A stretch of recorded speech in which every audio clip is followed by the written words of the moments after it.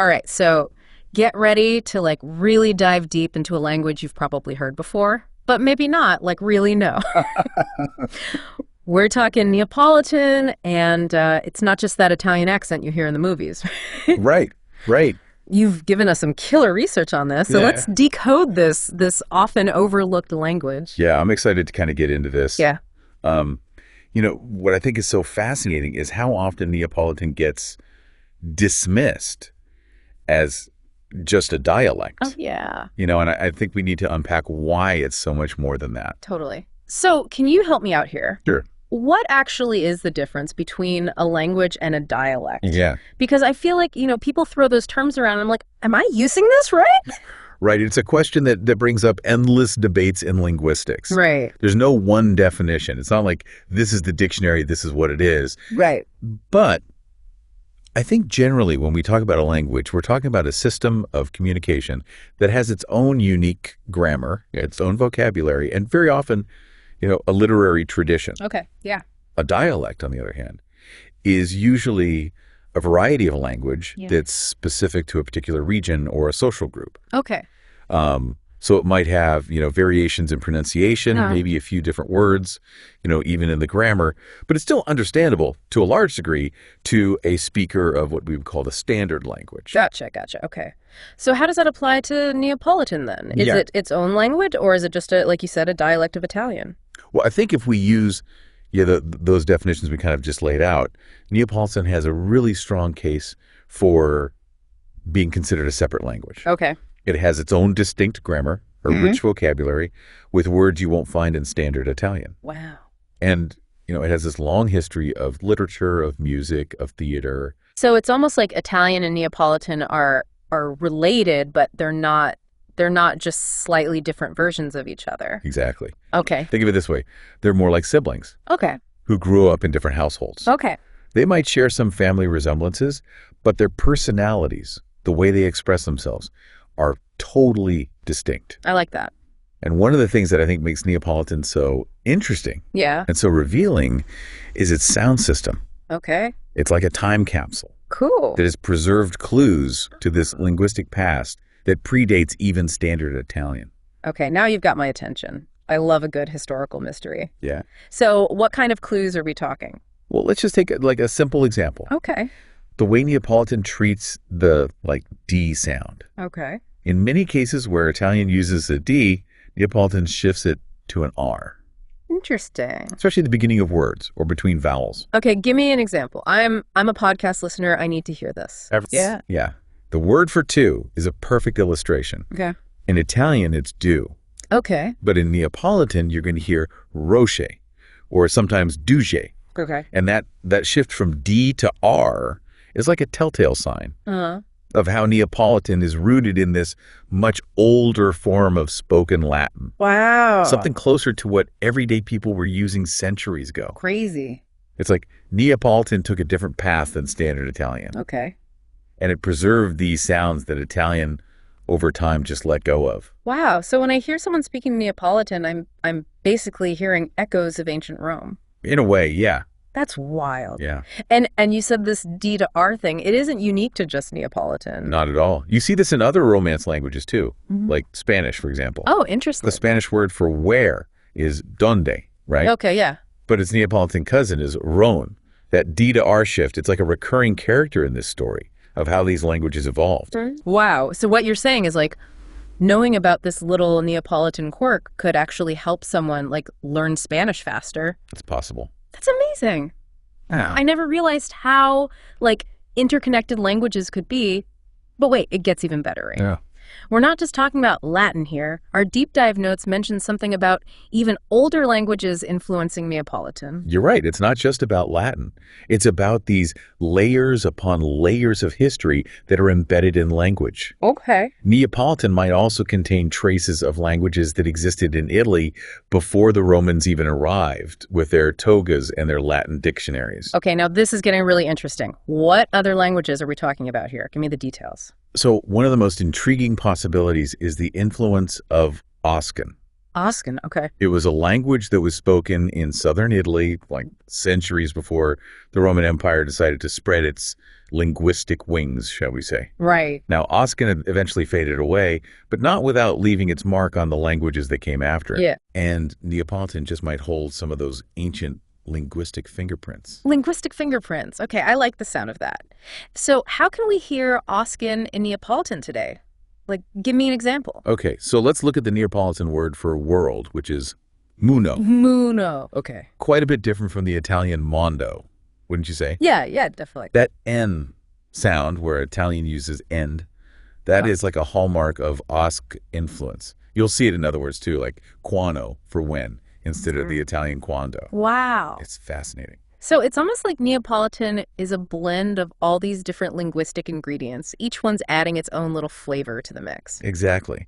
And while the extent of Oscan influence on Neapolitan is still debated among linguists, we love a good debate. Of course, of course. What's clear is that Neapolitan isn't just a descendant of Latin. It's a tapestry woven from multiple linguistic threads. And each thread is contributing to its unique character. This is incredible. We've gone from pizza accents to like ancient Rome to linguistic fingerprints. You're blowing my mind here. But our deep dive notes also mention something about Neapolitan facing some challenges today. It sounds like this linguistic time capsule is in danger of being lost. You're right. The story of Neapolitan isn't all ancient mysteries and linguistic time travel.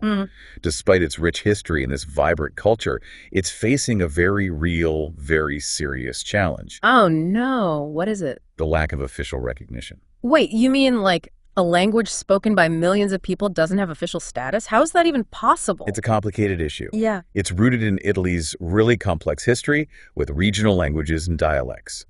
While there have been some attempts to gain official recognition for Neapolitan as a minority language, those efforts so far haven't been successful. Wow. And what that means practically is that Neapolitan isn't taught in schools. Oh, wow. Which puts it at a real disadvantage. So it's like we have this really old house. Right. And everyone's like, wow, amazing house. Look at that architecture. Look at that. But no one's like taking care of like the actual, foundation of the house. Yeah. And without that, who knows how long it can really last.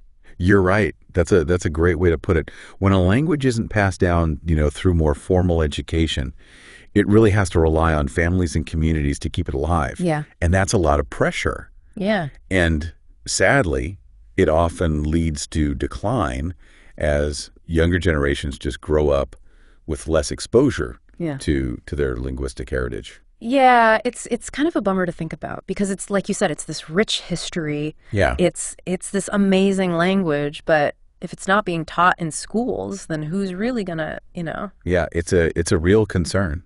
Yeah. But there's kind of a flip side to this too, because Neapolitan isn't confined to textbooks or classrooms, right? Yeah. It really thrives in everyday life, in the spaces where people are expressing themselves authentically. And I think one of those powerful examples of this is music. I mean, Neapolitan music is legendary. Okay. See, now you're speaking my language. Literally. I am a huge music fan. And I'll admit, I haven't explored a ton of Italian music beyond, the opera. So what should I be listening to kind of get a feel for like that Neapolitan sound? Well, if you want to go back to the roots, you have to check out the Neapolitan songwriters, of the early 20th century. Okay. Figures like Salvatore di Giacomo. Okay. This is a guy who was composing masterpieces in Neapolitan over 100 years ago. Wow. And these songs, they just capture the soul of Naples. The joys, the sorrows, just the everyday lives of the people. And you know what? They're still so incredibly moving today, even if you don't understand every single word. See, that's what I love so much about music is that you don't need to be fluent in a language to connect with it. Exactly. Music has this amazing ability to kind of bypass, like, the logical part of our brain. Yeah. And go straight for the heartstrings. You can feel the emotion, the passion in a Neapolitan song, even if you're not familiar with the language itself. Totally. It's like those moments when you're traveling, right? And you don't speak the language, but you hear a song and you're like, oh, like there's something there that like connects us as humans. It's really quite magical. It really is. Yeah. And speaking of keeping Neapolitan alive in these unexpected ways, you had mentioned T-shirts earlier. I did, yeah. Tell me more about that. So yeah, you see these T-shirts with Neapolitan phrases.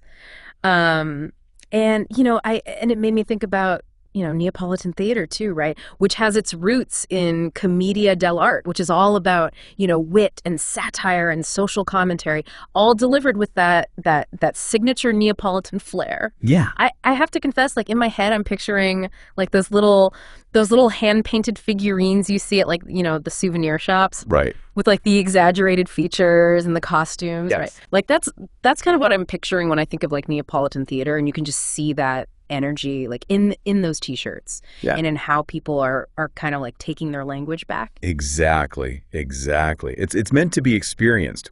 But I think you see that same energy, that same spirit in how, Neapolitans kind of embrace their language in everyday life. Yeah. And so you'll see these shirts with these phrases like "Gesso pazzo," Okay. which basically means like I'm crazy, but in Neapolitan. I love that. It's like reclaiming the narrative, right? It's like, yeah, this is my language and I'm proud of it. Exactly. And it's a way to keep the language visible, Yes. to spark curiosity, even in places where you might not expect it. It's almost like it gives you permission in a way to also be curious about it. Totally. Right? Like you see someone wearing a shirt with a language you don't understand. It's like, oh, what's that? It's like a little door opens, I love that. This deep dive is giving me a whole new appreciation for Neapolitan. And I have a feeling you're about to blow my mind again because, according to my notes here, we haven't even touched on one of the things that makes Neapolitan so fascinating, the double consonant. Ah, yes. Raddoppiamento sintattico, as it's known in Italian. Okay. It's like this secret linguistic handshake that Neapolitan uses to just add this little something to its words. Okay. You're gonna have to break this down for me because that sounds honestly, it sounds a little intimidating. Okay. Like what's happening here? Is Neapolitan trying to make it harder for us language learners? Not at all. It might seem a little strange at first. Okay. But there's actually a system to it. Okay. And once you understand the kind of rules of the game, it becomes actually quite elegant, almost musical in a way. Okay. So think of it like this. In Neapolitan, certain words have this superpower where they can actually make the consonant at the beginning of the next word double up.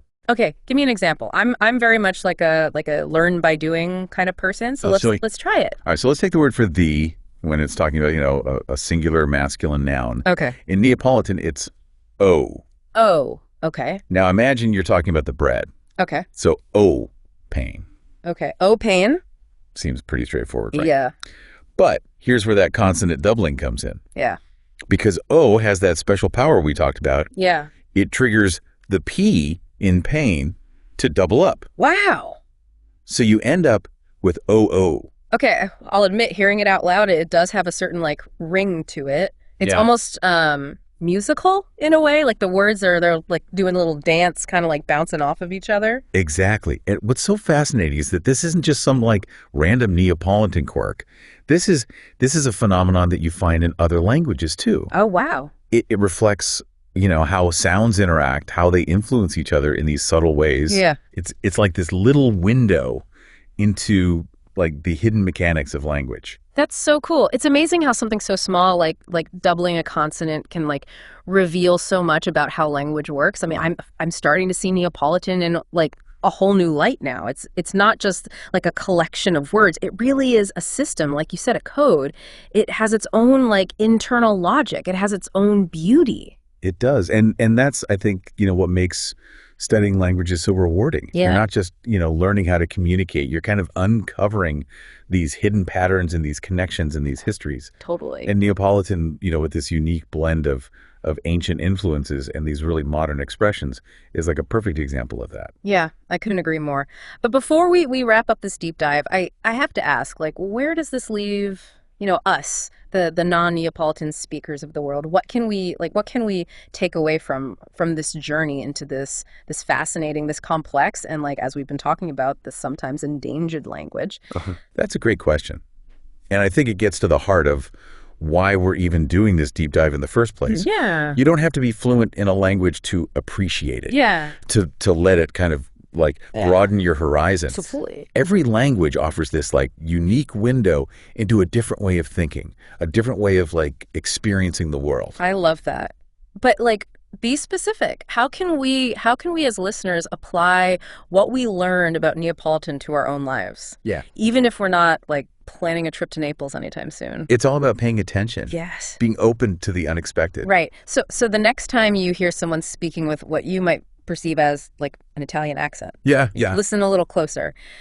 Can you detect any hints of those Neapolitan sounds we talked about? The consonant doublings, those echoes of older languages. Oh, that's so cool.